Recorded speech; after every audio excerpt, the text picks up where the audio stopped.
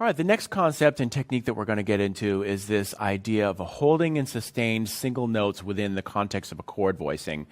This, again, is very important, and this builds on our previous example, our previous concept of switching fingers, and also the musical concept of a sustained part and a short or a released part. So with this example, you have an A major 7th chord written out there, and this is just a standard chord shape, chord voicing that a lot of guitar players use. And most players would finger this in the same way that I'm doing first, third, fourth, and 2. 1, 3, 4, 2. Now you can do this exercise with any chord voicing, any 4-note chord voicing.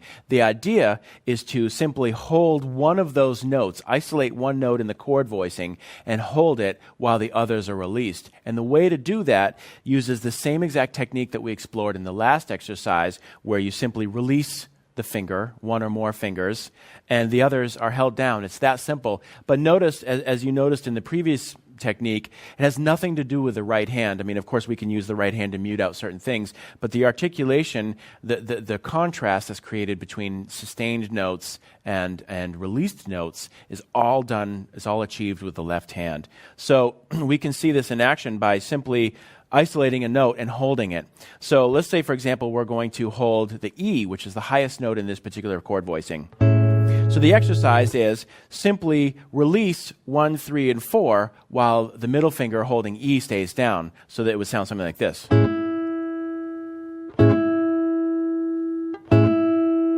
Now with your other fingers, notice they're just you're releasing the pressure in the other fingers, but they're not flying off because, again, you don't want to have this, string noise. You just want to have this idea of 3 notes short, 3 notes popped, and 1 note held.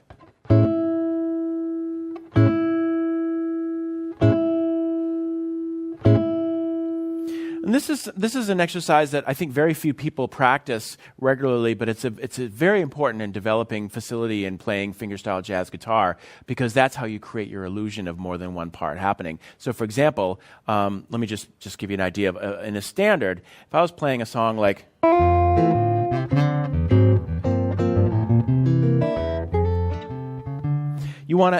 the melody is on top, and that's a song called "I'm Old Fashioned." If you were singing that, a singer wouldn't sing, I'm old-fashioned because they would sing it, they would hold that first note. So if we're going to approximate the sound of a horn or a singer or anybody that can really sustain a note using breath, then we have to develop this technique of being able to sustain a note using our fingers while the other notes are played staccato. So in this particular case, I'm fingering the melody with this part of my finger, and the other notes are popped.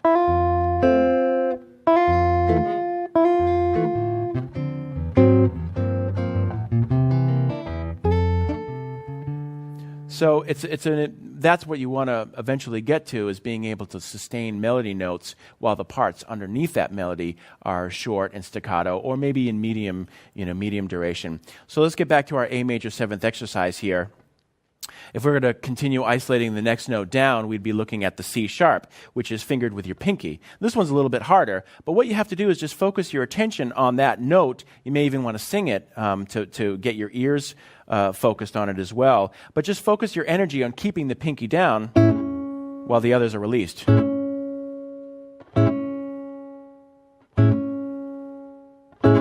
Once the release of 1, 2, and 3 feel comfortable, you can practice getting them as short as possible. Then do the same thing with the G sharp that's on the D string, fingered with your ring finger.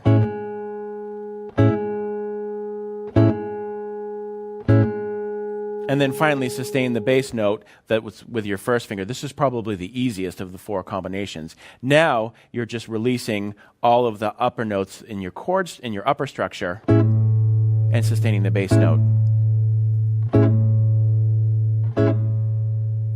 So in the example that you have written there, it's just an exercise that isolates each note one at a time. You'll notice in the notation, the half note indicates the note that you're going to sustain. And it goes right down just as we did, E to C sharp to G sharp. So let's do it together. Here we go. Here's the first one, sustaining the E. 3, 4.